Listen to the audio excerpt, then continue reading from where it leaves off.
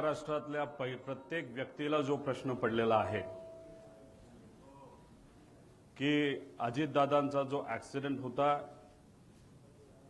तो एक अपघात होता का घात होता, हा प्रश्न प्रत्येक व्यक्तीला पडलेला आहे। काल मुंबईकडे येत असताना पिंपरी चिंचवडमध्ये जेव्हा माझी गाडी स्लो झाली, सिग्नल लागलं होतं, तेव्हा माझ्या लेफ्ट साइडला एका रिक्षा चालकाने त्याची रिक्षा थांबवली, खाली उतरला आणि माझी काच वर होती त्यामुळे काचेवर त्याने आवाज केला। काच खाली घेतल्यानंतर त्याने सांगितलं, अहो 9 तारखेला तुम्ही संध्याकाळी अजितदादांबद्दल काहीतरी सांगणार होता ऍक्सिडेंट बद्दल, त्याचं काय झालं? मी त्यांना सांगितलं काल नाही, म्हणजे 9 तारखेला नाही तर 10 तारखेला मी या बाबतीत मला काय वाटतं हे तिथं सांगणार आहे। या प्रेस कॉन्फरन्सच्या माध्यमातून आणि तुमच्या सर्वांच्या मदतीने लोकांपर्यंत मी आता पोहोचतोय। काही लोकांनी भावनिक होऊन काही व्हिडिओ टाकलेत। ते व्हिडिओ कसे आहे की दादा परत येतील। 6 जण विमानामध्ये होते, 6वे व्यक्ती दादा होते। जी बॉडी तिथं सापडली ती दादांची नव्हतीच। दादा आज येतील, उद्या येतील। मला त्यांना सांगायचं आहे की आज जर दादा परत आले तर मी सुद्धा त्यांना घट्ट मिठी मारेल।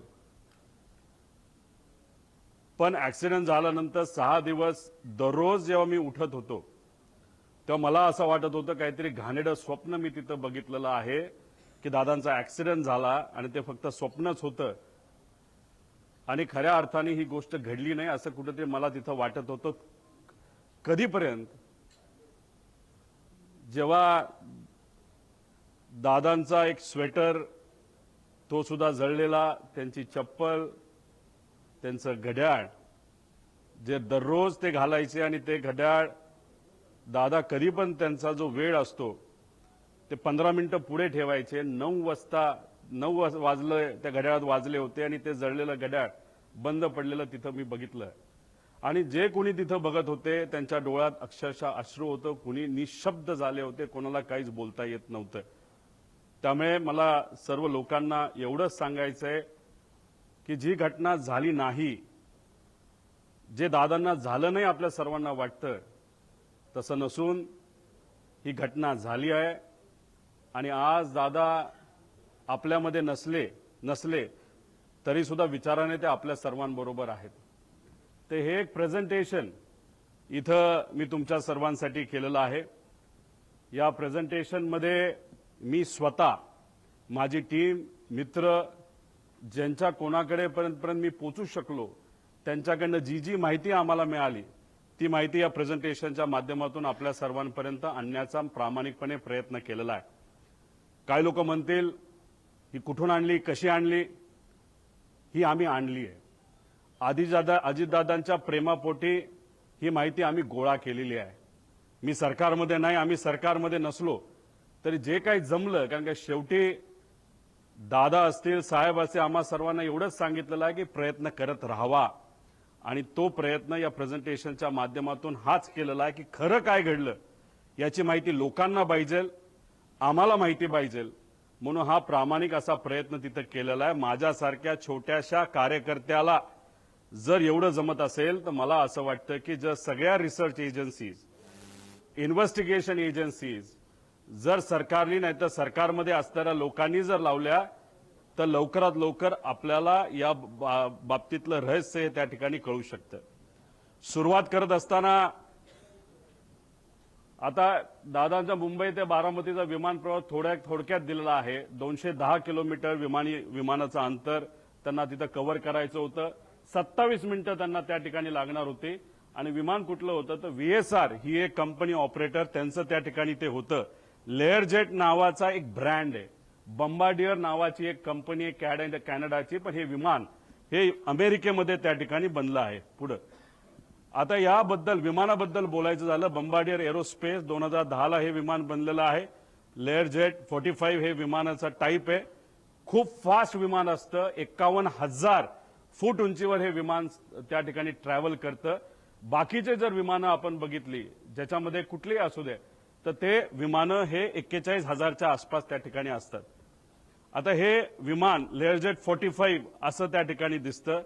त्याचे इंटरनल पार्ट्स हे मी तुम्हाला इथं दाखवलेत. अंदाजे अजूनपर्यंत आम्हाला कळलेलं नाही, पण अंदाजे या बाजूला म्हणजे लेफ्ट साईडला दादा इथे कुठंतरी त्या ठिकाणी बसले असावेत. या सेक्शनमध्ये आपल्या बॅगा नाहीतर अतिरिक्त जो काय आपल्या बरोबर सामान असतं हे सामान या भागामध्ये त्या ठिकाणी ठेवलं जातं.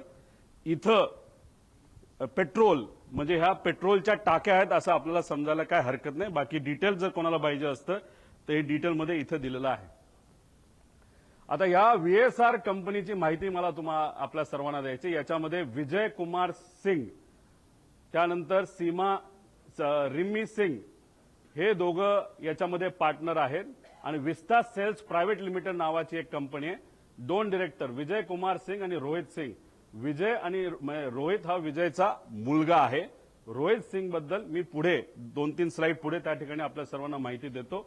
याच्यामध्ये जर बघितलं तर हे 3 शेअर होल्डर इथं दिसतात, पण या खोलामध्ये जर गेलो विस्ता सेल्स प्रायव्हेट लिमिटेडमध्ये 27 वेगवेगळे शेअर होल्डर आहेत. ह्याच्यात जर खूप खोलात आपण गेलो तर कोणाची कंपनी आहे, कोण तिथं शेअर होल्डर आहे, विमान कोणाचे हे तिथं आपल्या सर्वांना कळेल, पण याच्या खोलामध्ये तिथं आम्ही जात नाही. त्या पद्धतीची माहिती आमच्यापर्यंत आहे, पण अजून खोलात जाऊन जर उद्या जाऊन लागलं तर ती माहिती आपल्या सर्वांना आम्ही देऊ शकतो. त्यानंतर या कंपनीकडनं या कंपनीचं म्हणजे व्हीएसआरचं तसं बघितलं तर लेअर जेटच्या बाबतीत त्यांची मोनोपोली आहे या देशामध्ये. सगळ्यात जास्त लेअर जेटचे विमानं जर कोणाकडे असतील तर ते व्हीएसआर नावाच्या कंपनीकडनं.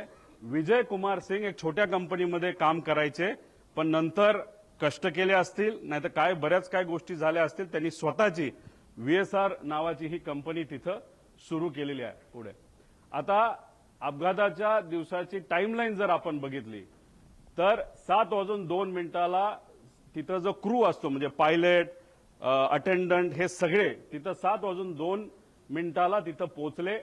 कॅप्टनली चेक केलं बारामती एअरपोर्टला, तिथं फोन केला असेल, माहिती घेतली असेल, एटीसीशी बोलणं झालं असेल, बाबा तिथं विजिबिलिटी आहे का असा प्रश्न तिथं केल्यानंतर तिथं ऑल ओके 7:10 सांगण्यात आलं. 7:17 दीपक जाधव विदीप जाधव जे त्यांचे पीएसओ होते दादांचे हे तिथं पोहोचले होते. 7:50 दादा विमानतळाकडे पोहोचले. 7:56 विमान मुंबई विमानतळ रडारच्या संपर्कात आलं की मुंबईच्या एटीसीला सांगितलं आता आम्ही टेक ऑफ करायला तयार आहे. 8:10 आणि 51 सेकंदला हे टेक ऑफ झालं. तुम्ही म्हणसाल या बाजूला काय, या बाजूला काय याची माहिती थोड्या वेळानंतर मी आपल्या सर्वांना देतो, पण ही माहिती अतिशय महत्वाची आहे. एका ग्रुप चॅटची ही माहिती आहे आणि त्या ग्रुप चॅटवर खूप काय आपल्याला पुढे जाऊन कळणार आहे. नाव फक्त दिलंय, पुढचा नंबर तिथं मी दिलेला नाही, पण नंबर सुद्धा तिथं आहे. एका ऍक्च्युअल ग्रुप चॅट मधले हे स्नॅपशॉट तिथं काढलेले. त्या ग्रुप चॅटमध्ये अधिकारी सुद्धा असतात, पीए सुद्धा असतात. त्याबद्दलची माहिती मी पुढे तुम्हा सर्वांना देतो. आता विमान 8:22 विमान लोणावळा जवळच्या आसपास त्या ठिकाणी तिथं असेल. 8:25 विमान पुणे शहराजवळ असेल. 8:30 विमान यवत हे जे गाव आहे त्याच्या आसपास असेल. 8:32 सुपे म्हणून गाव, सुपे जळगाव गाव हे बारामतीमध्ये आहे तिथं असेल. 8:43 ते 8:45 दरम्यान दुर्दैवी घटना, खरंच जी घटना अतिशय आपल्या डोळ्यांमध्ये पाणी आणते ती घटना या टाइमच्या वेळेस त्या ठिकाणी घडली. 9 वाजता दादा गंभीर जखमी आहेत. ऍक्सिडेंट झाला हे आम्हाला कळलं होतं, पण आमच्या सगळ्यांच्या मनात असं होतं की जखमी आहेत, हॉस्पिटलमध्ये आहेत, पण जिवंत आहेत अशी कुठली बातमी आमच्या कानामध्ये यावी. तशी 9 वाजता ती बातमी सुरू होती, पण 9:45 पहिली बातमी आली ती म्हणजे दादांच्या निधनाची, जी ऐकल्यानंतर अक्षरशः मन पण सुन्न झालं आणि डोकं सुद्धा सुन्न त्या ठिकाणी झालं. आता ही माहिती म्हणजे हा जो प्रवास आहे, हा प्रवास हे जे एक सॉफ्टवेअर आहे नाहीतर ऍप आहे, ज्याच्याकडे विमान असेल त्यांना हे ऍप उघडता येईल. जो पायलट असेल हे ऍप उघडता येईल. युनिव्हर्सल ऍप आहे, याच्यामध्ये तुम्हाला सगळ्या विमानाची माहिती तिथं कळू शकते. त्याच्यात जर आपण गेला तर ह्याच्यामध्ये हे किती वर्षापूर्वीचं विमान होतं तर 16 वर्षापूर्वीचं ही सगळी माहिती असते. ह्याच्या आधी 2 दिवस म्हणजे 26ला आणि 25ला हे विमान कुठं गेलं होतं? मुंबई सुरतला एकदा गेलं, परत सुरत मुंबईला तिथं गेलं. म्हणजे हा जो विमानाचा प्रवास आहे ही घटना घडायच्या आधी तर सुरतला हे विमान तिथं जाऊन आलं होतं. आता हे महाशय म्हणजे हे जे मालक आहेत सिंग यांनी काय स्टेटमेंट दिलं? विमान चांगल्या स्थितीत होते आणि मेंटेन्ड होते, हा सगळ्यात महत्वाचा मुद्दा तिथं आहे. वैमानिक अनुभवी होते, हा दुसरा महत्वाचा मुद्दा त्याच्यामध्ये आहे. अपघात व्हिजिबिलिटी इश्यूमुळे झाल्याची शक्यता आहे, हाही मुद्दा त्याच्यामध्ये त्या ठिकाणी आहे. आता या आमच्या ताई बारामतीच्या आहेत, त्यांचं काय स्टेटमेंट हे थोडंसं तुम्ही ऐकून घ्यावं. गावाकडून आलो होतो, पूर्ण असा विमानाचा आवाज वेगळाच येत होता नेहमी. म्हणजे यांचं आणि तिथं असणारे बरेच काही हे आहेत की त्यांचं असं मत होतं की रोज तिथं जे पायलटला शिकवलं जातं त्याची विमानं रोज ये जा करत असतात. दादांची विमानं बऱ्याच वेळा आलेली आहेत, मोठ्या मोठ्या व्यावसायिकांची विमानं आलेली, पण हे विमान जेव्हा त्या गावाच्या वरून गेलं होतं, एक तिथे जवळून गेलं होतं आणि त्याचा आवाज थोडा वेगळा आला होता. म्हणजे कदाचित मेंटेनन्सचा हा मुद्दा असू शकतो पुढे. आता हा व्हिडिओ तुम्ही डिटेलमध्ये बघा. हा व्हिडिओ एका ग्रामपंचायतीचा व्हिडिओ आहे. हे गोल दाखवलंय, तो जे विमान आलं सरळ झालं ते तिथं टिल्ट झालं आणि दुर्दैवी 11 सेकंदात ते खाली आपल्या सगळ्यांना पडलेला आणि तो स्फोट झालेला त्या ठिकाणी बघायला मिळाला. म्हणजे हा सगळा सीसीटीव्ही फुटेज हा आपल्या सर्वांना बघायला मिळतो आणि हे झालं, हे सीसीटीव्ही फुटेज आपल्याला मिळालं म्हणून आता आपण सर्वजण चर्चा करू शकतोय. हे सीसीटीव्ही फुटेज आलं नसतं तर जसं इतर प्लेन क्रॅश बद्दल नुसतं मोघमच बोललं जातं तसंच कदाचित या बाबतीत सुद्धा दुर्दैवाने बोललं जाऊ शकलं असतं. पण हा सीसीटीव्ही फुटेज आपल्या सर्वांसाठी अतिशय महत्वाचा आहे. आता याच्यामध्ये आपल्याला प्रश्न काय पडतात? म्हणजे मालक तर बोलून गेला की काय झालं असावं, हे असेल तर ह्याच्यामध्ये विमान काय बिघाड, म्हणजे ह्याच्यामध्ये काय बिघाड झाला होता ज्याच्यामुळे ते विमान स्टॉल झालं. स्टॉल झालं म्हणजे बंद पडून ते एका बाजूला त्या ठिकाणी वळलं. तर का ते स्टॉल झालं, असं का झालं? मेकॅनिकल फेल्युअर झाला असेल का? त्यानंतर टेक ऑफ पूर्वी विमान चेक करण्यात आले होते का? आपण कधी गाडी घराच्या बाहेर काढत असताना पेट्रोल आहे का, ऑइल आहे का, ह्या बेसिक गोष्टी बघतो. तसं विमान उडवायच्या आधी त्याच्यामध्ये टेक ऑफ पूर्वी विमानाचं इन्स्पेक्शन एक मेकॅनिकल अधिकारी करत असतो. त्याचं कामच तेवढं असतं की विमान नीट आहे का, सगळ्या केबल लागल्यात का. जसं की लिफ्ट आपल्या घरी असेल नाही तर ऑफिसमध्ये असेल आणि त्याचं इन्स्पेक्शन जर करायचं असेल तर त्या ज्या केबल आहेत त्या नीट आहेत का, बटणं नीट दाबली जातात का, आणि समजा जर लाईट गेली तर लिफ्ट ऑटोमॅटिकली एका फ्लोअरला येऊन थांबते का, हे जे बेसिक लिफ्टमध्ये चेक केले जातात. हे तर 51,000 फीटला उडणारं विमान आहे आणि ह्याचं चेकअप तर करावाच लागतो. हे DGCA सुद्धा सांगितलेलं आहे. जगातल्या प्रत्येक देशामध्ये हे आपल्याला तिथं फॉलो करावं लागतं. त्यामुळे टेक ऑफ पूर्वी याचं काय चेकअप झालं होतं का? चेक करणारे कर्मचाऱ्यांना आता आपल्याला पकडावं लागणार आहे, बोलावं लागणार आहे, चर्चा करावी लागणार. ते आम्ही करू शकत नाही, पण जी कुठली एजन्सी आता सरकारने दिलेली आहे त्या एजन्सीला तिथं असणारे जे कोणी चेक करणारे कर्मचारी आहेत त्यांच्याशी तिथं आपल्याला बोलावं लागेल. टेक लॉग हा प्रत्येक विमानाचा टेक लॉग हा केला जातो. टेक लॉग असेल तो जो अधिकारी आहे मेकॅनिकल इन्चार्ज तो सही करतो आणि विमान चालक जे असतात को पायलट आणि मेन पायलट हे त्याच्यावर तिथं सही करतात. टेक लॉग सुद्धा आता आपल्याला शोधायचं आहे. आणि विमान हे जे होतं ते एअरवर्दी होतं का, म्हणजे विमान उडण्याच्या लायकीचं होतं का, असा एक वेगळा रिपोर्ट हा DGCAचा असतो. तो सुद्धा तिथं बघण्याची जरूरत आहे. रुटीन लाईन मेंटेनन्स हा करावा लागतो. एक मेन मेंटेनन्स, इंजिन काढावं लागतं, घालावं लागतं, ऑइल चेक करावं लागतं सगळं. आणि त्यानंतर हा रुटीन मेंटेनन्स, कुठलाही प्रवास झाल्यानंतर ते विमान चेक करावं लागतं, त्याला रुटीन मेंटेनन्स बघावं लागतं. आणि हे अतिशय क्रिटिकल एरिया असतो हा पोलिसांचा विमानाचा. तिथं सगळीकडे सीसीटीव्ही कॅमेरा असतात. तिथं मोठ्या मोठ्या इंडस्ट्रियलिस्टचे विमानं ठेवलेली असतात आणि तिथं सगळीकडे हँगरच्या बाहेर आणि हँगरच्या आत सीसीटीव्ही कॅमेरा त्या ठिकाणी असतात. त्यामुळे ते सीसीटीव्ही कॅमेरा कुठे आहेत, कसे आहेत, कोण मेंटेन करत होतं, खरंच विमानाला कुणी हात लावला होता का, चेकिंग झालं होतं का, हे सगळं तिथं बघण्याची आपल्या सर्वांना जरूरत आहे. आणि विमानाचा हेवी बेस मेंटेनन्स हा कधी केला, कसा केला, काय केला, त्याला विमान कंपनीला सुद्धा शेड्यूल दिला असतं आणि त्या शेड्यूल प्रमाणेच आपल्याला मेंटेनन्स हा करावा लागतो. ते झालं होतं का, त्याचा रिपोर्ट कुठे आहे. आणि हे रिपोर्ट का मागतोय, कारण का हे जे VSR कंपनी आहे, त्या VSR कंपनीमध्ये अनेक एक्स DGCIचे लोक काम करतात, नाही तर त्यांचे कन्सल्टंट आहेत. त्यामुळे आम्हाला भीती अशी आहे की आतापर्यंत गेल्या 13-14 दिवसामध्ये काहीच झालं नाही, फक्त CCTV गोळा केलेले आहेत. बाकी ह्यांनी अजून सुद्धा रिसर्च नाही तर इन्व्हेस्टिगेशन काही झालेलं नाही. आणि असंच जर टाइमपास करत राहिले तर मग हे सगळं मॅन्युप्युलेट केलं जाऊ शकतं. हे सगळे खोटे रिपोर्ट हे केले जाऊ शकतात. त्यामुळे रिपोर्टवर फक्त विश्वास ठेवून चालणार नाही, सगळे CCTV आपल्याला त्या ठिकाणी बघावं लागतील.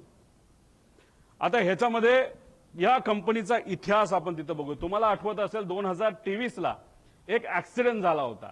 ते कुठलं विमान होतं? लेअर जेटचं विमान होतं. बघा इथं आता ते विमान तुम्हाला क्लिअरली दिसेल नाही दिसेल माहित नाही, हे पडलं, हे घसरत गेलं, पाऊस तिथं पडत होता, स्पीड खूप होतं, विमानचा टाईप लेअर जेटचाच होता.